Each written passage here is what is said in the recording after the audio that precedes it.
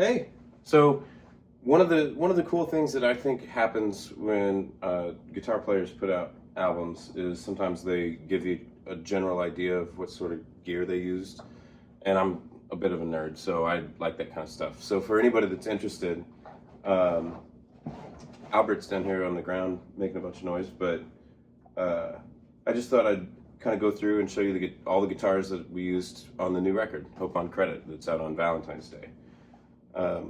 It's a little bit different than what I've done for Lost and Found or Marigold. The amps were a little different, shooting kind of for a different vibe. This time I was really into all the basic tracks were recorded with actually this Epiphone Casino. I got really into P90s, and so all the basic tracks are done. None of the solos were done on this, but it's just your basic Epiphone Casino. It's one of the reissues, not one of the super fancy USA models, but once kind of did a little bit of intonation work to get it set up, it sounded really well. It recorded really well, and got some drive tones that I hadn't really gotten before. So I'm pretty excited about the fact. And one of the cool things I'm excited about is every single song on the record, with the exception of one of them, the basic tracks were cut with this. So we're really trying to go for like a cohesive sort of band sound. Like everybody, you know, if the rhythm guitar player plays P90s, which leads me to, if the rhythm guitar player, right, is playing P90s, then that means the lead guitar player is either playing humbuckers or strat, at least in this record, right? So if it's humbuckers, it's one of two guitars. A lot of people probably see me play this, which is it's just an SG standard, but it's got aux 4 pickups in it. And it's one of the Chicago Music Exchange, like the olive drab green. It's a really good guitar. It's a really good guitar live, but increasingly the singles that we put out this year, it was on some of the solos on that. It's not really set up for slides, so there are a few songs like Miss Lady. This is the solo on. This is also the solo for the Last Time, one of the singles we put out. So that was one of them. But probably if it's a humbucker sound, the big heavy lifter. This has been consistent all the way through. I think this is one of the best guitars that I have for studio. It does feed back live. It's got the pickups are really microphonic, not the body itself, but the pickups are. But this is like a 1983 custom shop ES335. So I think it's a first year custom shop. Changed the pots out because they were not very good, to be perfectly honest. But the pickups, they are microphonic, like squealy, really bad microphonic, but if you have the amp in the other room, it sounds great. It also plays really well in tune. It was set up and collected by the guys at Mass Street Music, which is where I got it. And it's my favorite humbucker guitar to record with. I just think it sounds great. Single coil wise, for any of the solos, probably no surprise, but I went ahead and went with the green Strat that I play all the time, which is an 07, one of the 62 Hot Rod Strats. It's all stock except for, it's all stock except for half of it. It's got a custom shop neck on it. And it was set up and collected by the guys at Mass Street Music, and it plays really well in tune. I really do like the stock pickups, and it sounds great. I've recorded with a few other Strats before, but this one really does something. This one's all over Marigold too, but this one is kind of the main guitar on Marigold, and this is maybe on half the record. So anytime you hear something that sounds vaguely like a Strat, it's going to be this. And then you get into acoustic slides, overdubs, filler parts, right? So there's a huge slide solo on Leave My Heart Alone. And that is the Derek Trucks Signature SG, tuned to Open E, because of course it is. I mean, if you're going to do it, you might as well do it. If I have it, I might as well do it. I've had this since high school. Well, not quite. Just after high school, I got it, and it's a really, really killer SG. Derek actually signed it, which is cool. And one of the reasons I don't play it out very much because it's starting to fade. But I've used it at the Allman Brothers shows, and it's been a slide guitar. I've played slide on other guitars on records, but this one especially, it's already set up for that, let's say, just so I can entertain myself at home. Other overdubs, I saw the Brothers Landreth earlier this year, or last year maybe, and went through a huge top Spotify band of the year. But decided to set up, I've had this Tele for a while, so I decided to set it up like that. So it's tuned down to C. It's in open C right now, but it was just C standard with baritone strings on it, and ran through like an organ Leslie. I don't know if the one it weights and measures is a 122 or 147, but it's yeah, we ran it through that, and it sounded really, really, really cool. It's just on Stuck on My Mind, I think, is the only tune that it's on. It's the only song that I've ever recorded a Tele on.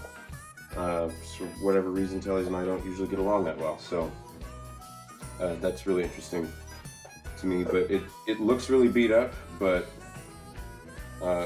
it's the paint flaked off in huge amounts because it froze in a trailer once, and then it's literally just flaking off in sheets. But it's a 52 reissue American vintage from the mid 2000s. Like I said, it's got the wide string spacing. The neck, it plays really well, plays in tune. Even tuned down to C with the big old strings, it sounds pretty good. It's kind of squishy sounding for a Tele, even set up normal. And this one's cool. This one made it on a couple of different tracks. It's one of the Epiphone double necks, and I got it in college to do a Salina Symphony event where we were doing like review of rock through the ages. So I used it for a couple of tunes there, but haven't used it. I think it showed up on one track on Lost and Found. I think it showed up on My Mistake. I know it showed up on My Mistake, but other than that, it doesn't really see a lot of action these days. But I had the dudes at Richards Music in Lawrence install the Seymour Duncan Filtertron-esque size humbuckers, so they're pretty bright, and had them install coil taps. So I was able to get some really, really cool, chiming almost Rickenbacker tones out of it. So there are a few songs like Too Close to Home and Jim So Poet have this way in the background. It's ran through Leslie. Sometimes it's kind of just more punk rock, but it's really jangly, can be really bright, and it was fun. It was fun to be able to walk into the studio with a double neck, right? Let's see. And then I haven't played it live super often. I played it at the Sad Bastard show at Knuckleheads, but the Duesenburg made it on just a couple of tracks. It's a really, really, really good playing, really good utility guitar, and I wanted the tremolo for a couple of things. I don't really have much of an explanation for why it doesn't come out quite as much as it used to, but it showed up on a few tunes. It's the solo on the single for Keep Using Me, and then I think, let's see, what else? It showed it up on one of the ones that has Octavia on it. I get them mixed up. I don't want to say the wrong thing, but one of the sounds with an Octavia is this. So that's either going to be Too Much Time or Get Me Home. Not sure which one. So now onto the Nylon, and the Nylon is there are two kind of acoustic songs on the record, and it was fun because I was able to double the steel string part with a Nylon on one of them and do a solo which kind of complemented a piano solo that was going on at the same time on the other. So on Worth Waking Up, this is a solo guitar. It's a Taylor NS42 CE. It's a cool, slightly out of tune, nylon string. It's a little bit narrower spacing. It's kind of in between a normal nylon and steel string. But I've had this since freshman year of college, and it sounds really, really good. It sounds plugged in really good, and I just don't do a lot of, you know, nylon stuff live, but it's a good guitar. It records very well. Moving down the line, I finally, which is actually the second time, but I finally played bass on one of my records, but not really. I overdubbed bass. This is a bass 6. It's one of the Squier bass 6s, but it's got Flatwounds on it. And there are 2 songs that have bass 6 mixed in. One of them is Too Much Time, which has some higher chord voicings, ran through a Leslie and an Ottawa, like really subtle Ottawa. And then on Gin Soak Poet, I doubled the riff to get it extra thumping. Bass 6s are cool. The tremolo alarm's in the case right now, but it actually is the reason I wrote Too Much Time, or at least the bridge to it.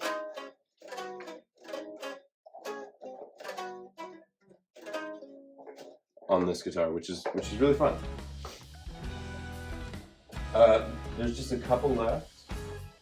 One of them, if you've seen me do a solo gig anytime ever, this is the D28 that I always play. It's a mid-80s D28. If there's an acoustic, this has been on almost every song I've ever recorded, somewhere in there. I really like acoustic guitar and electric guitar together, especially in recordings, for the most part. So yeah, this one is nothing new, but it's the staple. It's one of the best sounding acoustics I've ever heard, in person and plugged in. It's kind of a freak of nature, especially plugged in. So it's got that going for it.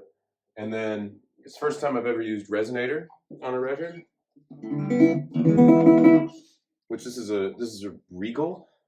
I got it from Supersonic Music guys in Topeka, but it plays really well. I got it specifically when we were going to do the Allman Brothers thing a couple years ago, and I wanted to actually play Little Martha on a resonator that would stay in tune.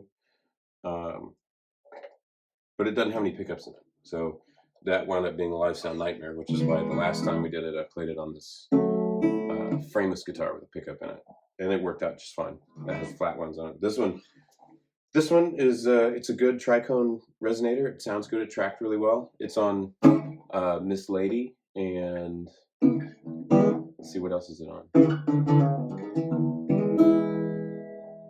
Tell It Like It Is, and maybe a couple other ones. Now you can see how. But yeah, this is cool. It's fun. I didn't do any of the stereotypical sort of slide stuff on it. The action on this is actually really low. It plays super well. So I didn't want a bunch of rattling or anything. And then lastly, on Leave My Heart Alone, and I think probably just Leave My Heart Alone, have a Nashville tuned Washburn. This is it's kind of a beater Washburn guitar, no electronics or anything. But I haven't really used it for a while. It was kind of a campfire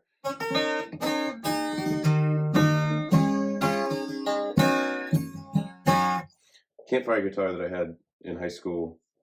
There's a 12-string version of this that sounds really, really good. The 6-string version sounds okay. So I put the high strings in Nashville tuning set on it, and it's panned off to the side on at least one track, if not two. And it's meshed up with that Martin, so it's like almost stereo 12-string. It sounds really good in headphones. So yeah, that's the old Strat didn't make it out, because honestly the green Strat beat it out. The old 335 didn't make it out. because the SG kind of knocked it out of the running for this. But yeah, let me know if you have any questions about any of the guitars that were used. Let me know if you want to see what amps and effects were used. Like I said, I'm kind of getting into, not necessarily into gear, but like how people use gear. So yeah, but you can pre-order the album. It's going to be out on Valentine's Day. I hope that you enjoy it, and I hope even if you don't, if you don't want to spend money on it, I hope you go check it out and listen to it. I think it sounds really, really good. I think Dwayne did a really good job with choosing microphones, engineering it, mixing it. The masters sound good. I think it was a vision. It was a very specific vision for what it needed to sound like, and I think we got there. So, but yeah, I appreciate everybody watching up to this point. So, later.